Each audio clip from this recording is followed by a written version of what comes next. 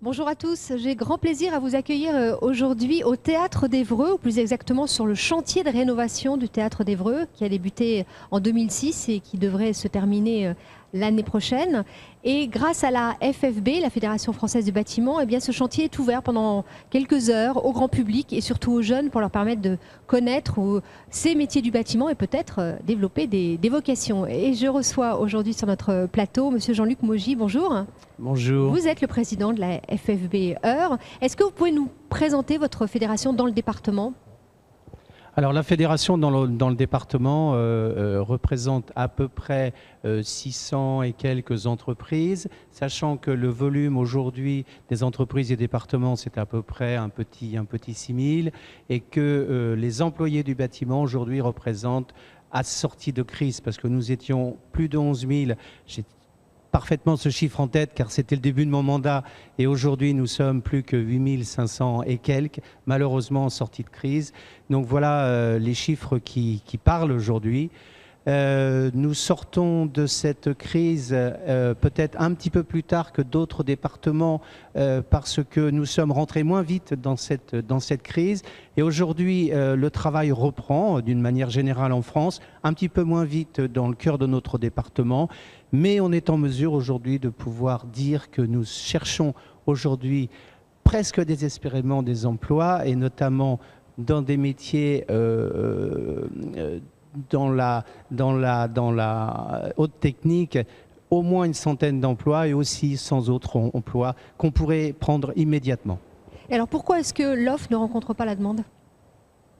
Eh bien peut-être que l'offre a été entachée évidemment par cette crise et nous sortons de la crise et les employeurs ont effectivement eu peur de se surcharger effectivement d'emplois. Et puis aussi que l'adéquation n'est pas là, elle n'est pas là au rendez-vous aujourd'hui. Peut-être que la formation n'a pas été suffisante et suffisamment bien aiguillée. Et c'est pour ça que des opérations comme celle-ci recentrent les choses et nous, on essaye de faire connaître nos métiers. Alors justement, voilà, l'une de vos missions, voilà, c'est former, promouvoir, informer. On est en plein dedans là avec cette opération Les coulisses du bâtiment dans ce chantier du Théâtre d'Évreux. Vous voulez rendre attractifs ces métiers ?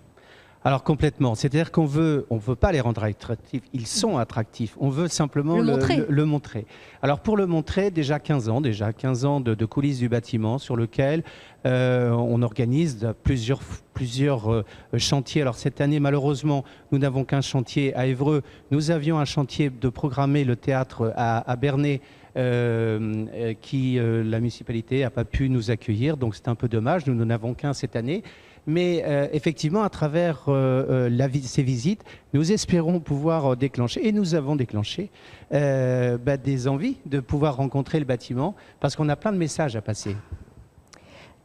Qui sont lesquels alors? Allez-y, c'est le moment. Alors les messages à passer. Les messages, c'est que quand on interroge les gens par rapport au bâtiment, la première chose qui vient à l'esprit, la première des choses, c'est la pénibilité. C'est pénible, il fait froid, on travaille dur. Alors en fait, on veut démystifier tout ça. La pénibilité au travail, aujourd'hui, chez nous, d'abord, parce que tous les matériaux ont été pensés pour d'abord ne pas peser plus de 30 kilos. C'est-à-dire que, évidemment, on abîme beaucoup plus son corps à faire de l'haltérophilie qu'à travailler dans le bâtiment.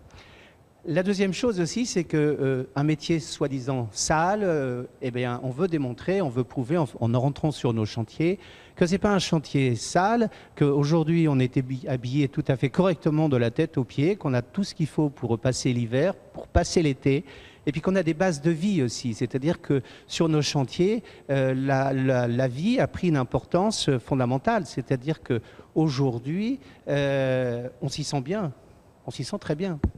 Et du coup, ça permet donc de faire revenir des personnes qui avaient peut-être une mauvaise image de ces métiers ? Alors c'est pour effectivement cette image la gommer complètement et puis voilà ce que je viens de dire précédemment. Et je crois que ça marche parce qu'effectivement on voit des gens revenir sur le chantier. Un exemple que j'ai vécu l'année dernière et l'année précédente, on a embauché pour faire un CAP. 3, j'allais dire 2, mais non, une année 2 et une fois 1, des gens qui avaient un bac S, tout simplement, qui étaient dans un cursus qui ne leur convenait pas, peut-être qu'ils ont réalisé qu'ils iraient dans une université où ils ne trouveront pas de travail, alors que dans le métier du bâtiment, eh bien, il y avait un débouché. Et ces jeunes sont arrivés chez nous. Alors, je n'ai pas besoin de vous dire qu'ils ont pulvérisé tous l'étude, en fait, parce qu'ils sont toujours étudiants en étant en CAP. Et ça s'est très, très, très bien passé. Il faut expliquer aussi que vos métiers concernent tout ce qui touche les habitants, tout ce qui nous touche, nous, notre vie quotidienne. Sur le plan sociétal, évidemment, on touche à absolument tout. Et puis aussi à toutes les catégories de Français. C'est-à-dire que dans nos entreprises, nous avons des chefs d'entreprise qui ont des entreprises très importantes, mais une multitude de petits artisans. C'est pas péjoratif, c'est que ces artisans qui sont des gens tout à fait autonomes, qui vivent leur vie tout à fait correctement.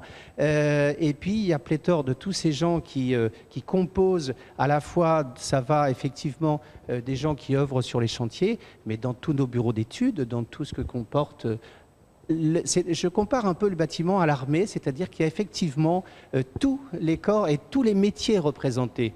Comptable, secrétaire, c'est très diversifié. Avec des possibilités d'évolution, on peut le dire si les jeunes nous écoutent. Bah, vous avez un exemple devant vous, hein. Moi j'ai un CAP, voilà, et j'ai eu la chance d'être chef d'entreprise, d'avoir passé ma vie autour de ça. Je me suis complètement réalisé, un bonheur parfait. Voilà, je suis au seuil de la retraite et il va falloir que je le quitte, mais c'est avec un petit peu la larme à l'œil. Est-ce qu'il y a des femmes maintenant, des filles qui viennent à ces métiers? Est-ce que ça se féminise? Rassurez-nous. Je vais plus que vous rassurer, je pense que je vais vous dire un chiffre qui va vous plaire.